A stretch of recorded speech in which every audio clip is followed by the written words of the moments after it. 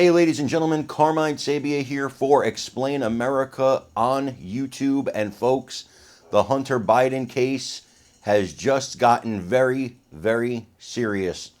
Before we get started, please make sure you like, comment, share, and subscribe. Those things really help us out, and they help our channel continue to grow. So Hunter Biden skipped his deposition today in Congress. Unfortunately, what that means for him is he is now going to be charged with contempt of Congress, according to Jim Jordan.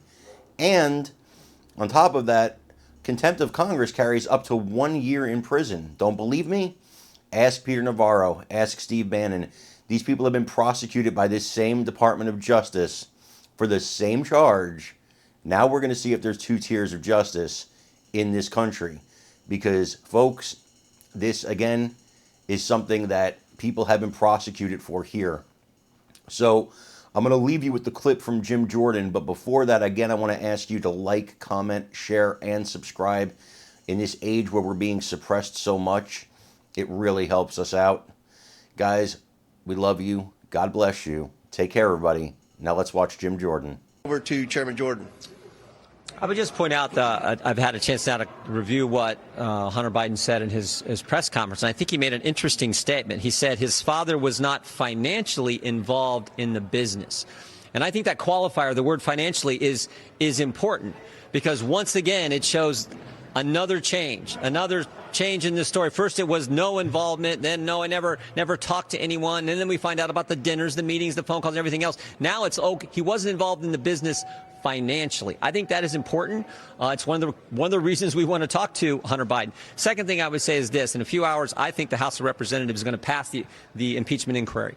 And that is an important step. If you talk to any scholars in this, I think we could proceed as we did under Speaker McCarthy, where he announced it. But this is an important step. The impeachment power resides solely with the House of Representatives. If a majority of the House now says we're in an official impeachment inquiry as part of our constitutional duty to do oversight, that carries weight. That's going to help us get these witnesses in.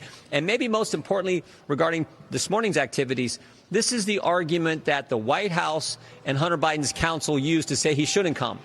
Okay. We disagree. We thought he should have been here. But when we take that vote this afternoon, what's our argument going to be then? We think he should come in. And if he doesn't, we're going to move forward with contempt proceedings. There's a process we have to follow, but we plan to do that. Had Hunter Biden come in today and answered 3-4 hours of questions, do you think some Republicans would have backed off on the inquiry tonight, possibly, or were you guys hell-bent going forward no matter what with this inquiry? No, they're not going to hold back because we've requested thousands of emails that they still will not turn over. We've requested transcribed interviews with certain White House staff that they've instructed not to come. So the White House continues to obstruct, and I think you're going to see a clear message from the House today for the White House to cooperate with this investigation. Lee Wolf, what's the latest on that? She's coming. She's coming. She's coming. Yeah. Can you talk through the definitely come. Process and timeline there? There has to be a report filed. We're scheduled to depart for the Christmas break tomorrow, but we will begin moving on that report working with the lawyers on the Oversight Committee and lawyers on Judiciary Committee and Oversight Committee to get that ready. But there's a process you have to go through. But we will initiate that process. Are you concerned if you are able to pass a contempt resolution and then you refer that to a Biden Justice Department, how they might handle it? How do you think that process plays itself out? Well, it's supposed to be equal treatment under the law. We know what they we know how aggressive they were with other individuals who've been held in contempt. We'll see what happens here. But all we can do is, we can do our job, and we're going to do that. Do you think it's something the special counsel should handle, or? We're going to do our job.